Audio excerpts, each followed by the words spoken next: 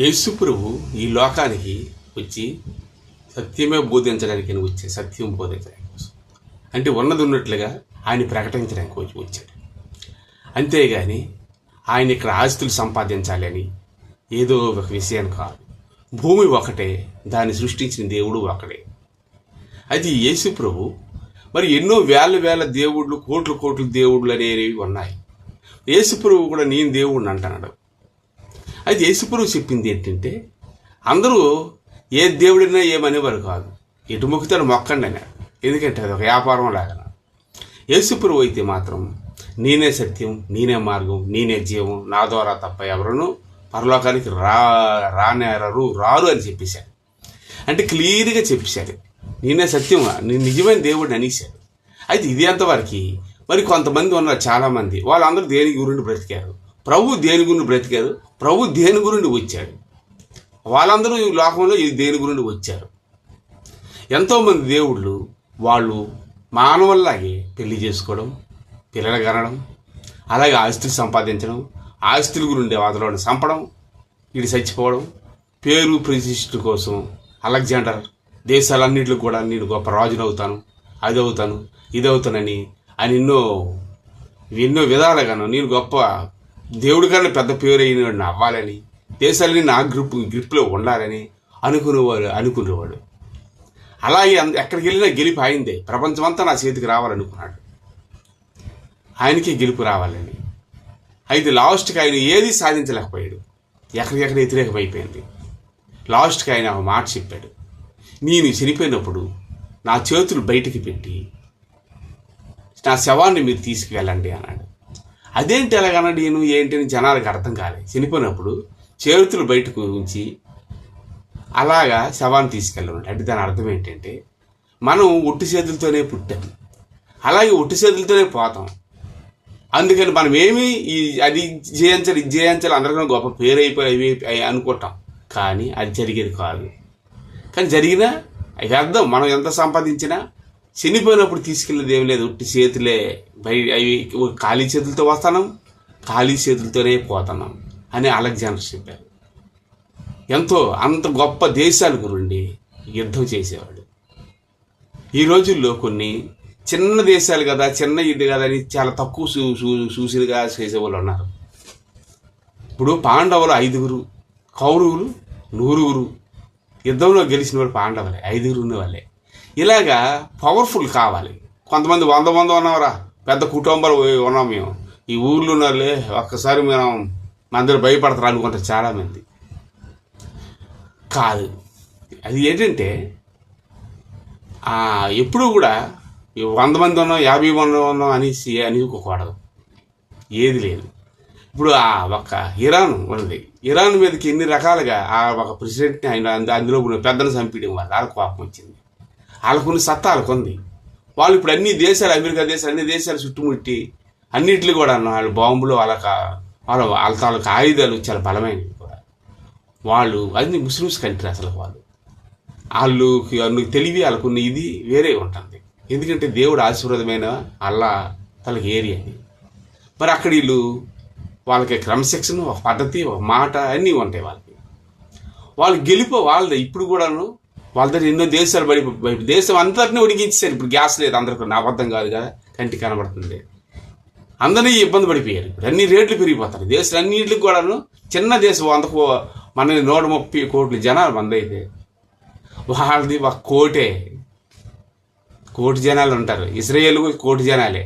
కానీ ఇజ్రాయేల్ దేశంలో బాంబులు కానీ ఏదైనా దేశం మీద వేస్తంట, ఊరిలో పడవంట బాంబులు, ఊరు బయటను పడిపోతాయంట. ఎవడేసాడో ఆ బాంబు ఆడి మీద పడిపోతాయి. అంటే అంత తెలివైన వాళ్ళు దేవునికి సంబంధించిన ఆశీర్వాదమైన మనుషులు. అయితే మన దేశాన్ని మనం మెచ్చుకోమా? మనం మెచ్చుకుంటాం. మన దేశం కూడా మంచిదే కాదనిలే, మనం గెలుపు మందే. వాళ్ళు గెలిస్తే గెలకపోతే వేరే సంగతి. కాకపోతే ఈ విషయం ఎందుకు అలా చెప్తామంటే, దేవుని ప్రేమించాం కనుక దేవుని రాజ్యాల గురించి, వాళ్ళ మనుషులు తెలివైన గురించి కొన్ని మాటలు చెప్తాం. మన దేశం మందే, మన పవర్ మందే, మనం కూడా గెలుస్తాం. మనకు కూడా అన్నీ ఉన్నాయి, ఆర్మీ, అన్ని బలాలు ఉన్నాయి, మనకు మించిన కూడా ఎవరు లేరు అని అనుకోవచ్చు కూడా. అయితే అలాంటి పవర్ఫుల్ దేవుడిని ఆశీర్వదించిన వాళ్ళు కూడా ఉన్నారు. అయితే ఇక్కడ ఏంటంటే, మనం కూడా ఈ మన దేశంలో కూడా క్రైస్తవులు ఉన్నారు. ఇప్పుడు ఒక మామూలుగా లెక్కేసుకోవాలంటే సికింద్రాబాద్లో 200-300 సంవత్సరాల నుంచి కట్టిన చర్చిలు ఉన్నాయి. అలాగే మన దేశాన్ని మద్రాసు వచ్చారు తోమ అనేవాడు. మన దేశానికి సువార్త వచ్చింది. దేవుడు ఆశీర్వాదం మన దేశానికి ఉంది. దేవుడిది ఏ ఊరు చెప్పగలరా? దేవుడిది ఏ ఊరు? ప్రపంచమంతా దేవునిదే. ఆకాశం ఆయన సింహాసనం అయితే భూమి ఆయన పాదపీఠం అంట. అంత గొప్ప దేవుడు, అంత గొప్పది. ఈ భూమి అంతా ఆయన పాదపీఠం, ప్రపంచమంతా ఆయనే. కాబట్టి దేవుడు ఆ ఊర్లో అన్ని దేశాల్లో మతాలు ఉన్నాయి, అన్ని దేశాల్లో యేసుప్రభువుని నమ్ముతారుగా. కాబట్టి యేసుప్రభు దేనికి వచ్చాడు? డబ్బు కోసమా, ధనం గురుండే, దేని గురుండే? ఏమీ లేదు. నేను దేవుడును, దైవ కుమారుడును, దేవుడు పంపిస్తే నేను వచ్చాను కాబట్టి నేను దైవ కుమారుడిని అని చెప్పాడు. దేవుని కుమారుడు ఏంటి? ఇప్పుడు ఒక రాజు కొడుకు రాజే, ఆయన దేవుని కుమారుడు అని దేవుడే. అది సింపుల్గా. ఆయన ఎవరు? నువ్వెవరు? నువ్వు దేవుడువా? ఎవరైతే అవును మీరన్నట్టు దేవుడినే అన్నాడు. తండ్రిని మీ తండ్రి అంటావు చెప్పు అని ఎన్నో అన్నారు. ఎన్నో విషయాలుగా నేను దైవ కుమారుడును అన్నాడు. దైవ దోషం చేస్తాడు అన్నారు. కానీ ఆయన నిజం చెప్పకపోతే నమ్మరు కదా. ఆయన దేవుడు, ఆయన నమ్మకపోతే మనం పరలోకి వెళ్ళాంగా. యేసుప్రభు శిష్యులు కూడా కొన్ని కాళ్ళు కడుగుతాడు యేసుప్రభు. మీరు కూడా ఒకరి కాళ్ళు ఒకరు కడుక్కోమంటాడు. ఎందుకంటే నేను కడగందే మీరు పరలోకం రారు అన్నాడు. ఎందుకు కడగడం అంటే అర్థం, మన పాపాలను క్షమించితే కానీ, మనం రక్తంతో ఆయన రక్తం కడిగితే కానీ రక్తంతో మనం పరలోకం వెళ్ళాం.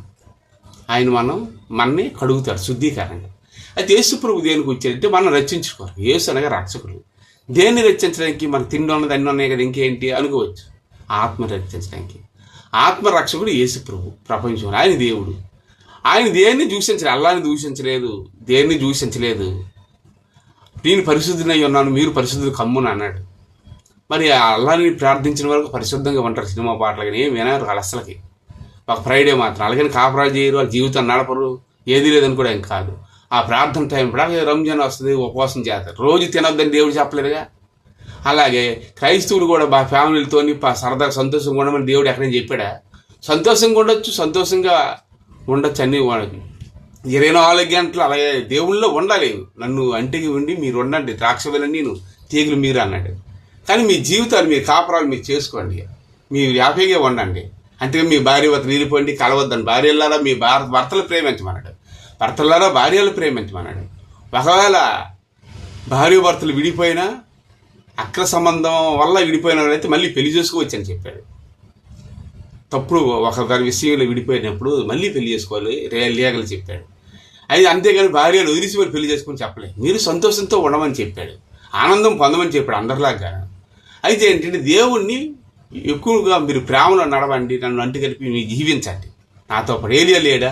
పిల్లల్ని సంవత్సరం కుటుంబం అన్నీ చేస్తూ 360 సంవత్సరాలు ఏలియా గారు ఆయన దేవునితో పాటు నడిచి వెళ్ళిపోయారు ఏలియా గారు. అది ఆ ఏలియా తెలుసు కదా, ఏలియా దేవునితో పాటు నడుచుకొని పిల్లలు కుటుంబం చేసి 360 సంవత్సరాలు ఆయన బ్రతికి దేవునితో నడిచి వెళ్ళిపోయాడు ఏలియా గారు శరీరంతోనే.